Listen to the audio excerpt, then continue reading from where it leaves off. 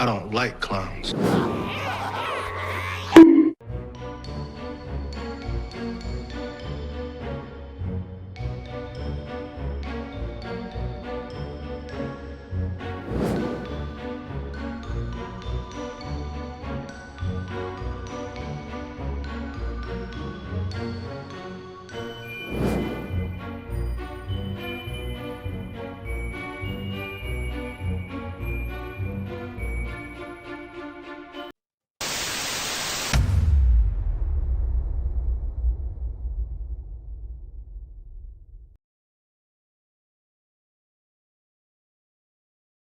What I am envisioning is a world in which the housing is owned by a collective and people are paying 30% of their income in order to live in their housing. If your income is zero, you pay zero. If your income is $500,000 a year, you're paying 30% of that. And the government is providing the government is the sort of owner, or not even the owner. The government doesn't have to be the owner, but the government is what's making sure all of that sort of works in cash flows.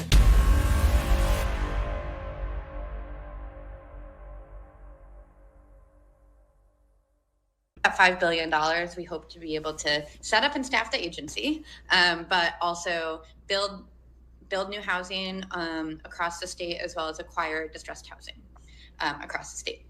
The mechanisms for acquiring distressed housing could look different on a building by building basis. In some cases, what happens is tenants form a tenant association, they have a scofflaw landlord or someone who's not making repairs, and they could pressure, using organizing tactics, they could pressure to the Social Housing Development Authority to take over their homes, to buy their homes.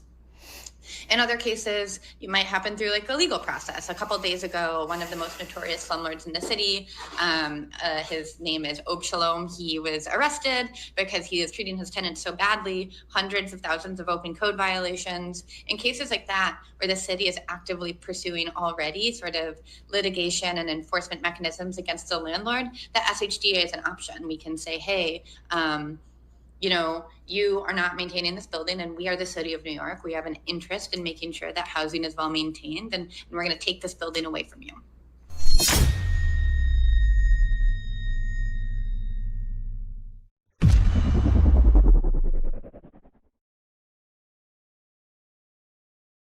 I think the reality is that for centuries we've really treated property as an individualized good and not a collective good, and we are going to transitioning to treating it as a collective good and towards a model of shared equity will require that we think about it differently, and it will mean that families, especially white families,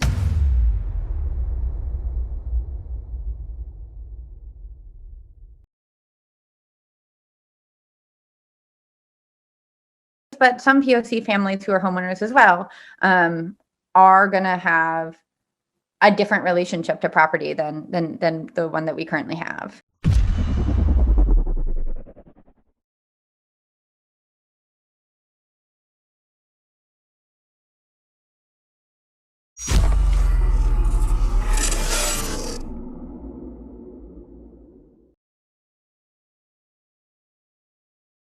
We should really look to what Brandon Johnson and as well as the Chicago Teachers Union is doing to really use the schools and the city as sites of resistance against a federal incursion.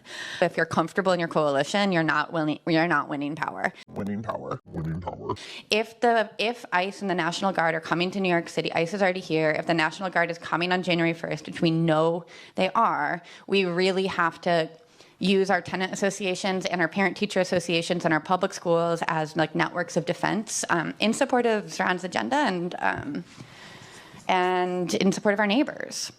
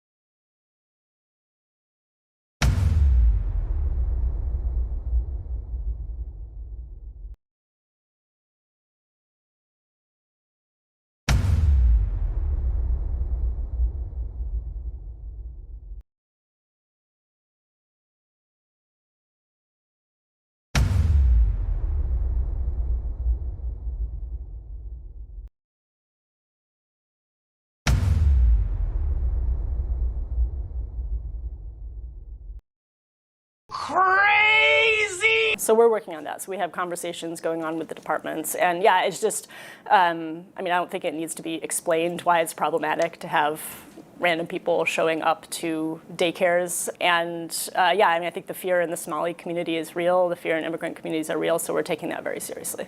Along those lines, have you asked anyone to follow up on the fraud claims either to the Department of Immigrant and Refugee Affairs or SPD? No. Trump said the United States will be running Venezuela. Woo! A colony. Woo! Imperialism. All for what? So a fucking multinational corporation can get profit. Put them in a big room that kind of looks like it could be a gas chamber. Don't actually do anything to them. Like, they'll be fine. Don't gas for them. But just put them in a room and tell them that's what you're gonna fucking do to them. Watch them all cry like the little back bitches that they actually are on their insides and probably piss and shit their goddamn pants. So we've just come from a demonstration outside of number 10 where Zara Sultana revealed to us all that Palestine Action has been prescribed by the House of Commons as a terrorist organization. Only 26 MPs out of the entire House of Commons, there's like 600 of them, I'm not joking, 650 voted against the prescription of Palestine Action, a non-violent direct action group that has not harmed a single hair on the head of a single human being, only to war machinery. So the government has picked its side, and the side is war and profiteering, shockingly enough. The prescription still needs to pass through the House of Lords. That will be voted on tomorrow, I think, and then Palestine Action, some representatives will be able to give an oral hearing on Friday to prevent the essential. Wow, just wow.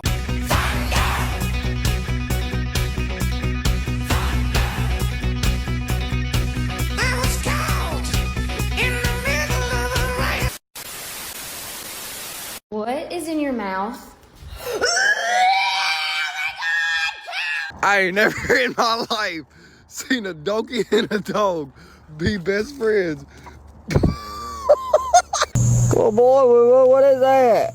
You got my armadillo. Don't friends, let me help you.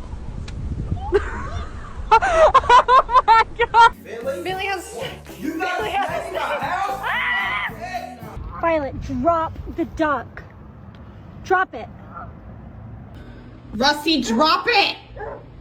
If that isn't cute. Is that your baby, huh? They're the two best friends anyone's ever had. Kiniko the corgi and LD the deer. It is a messed up world.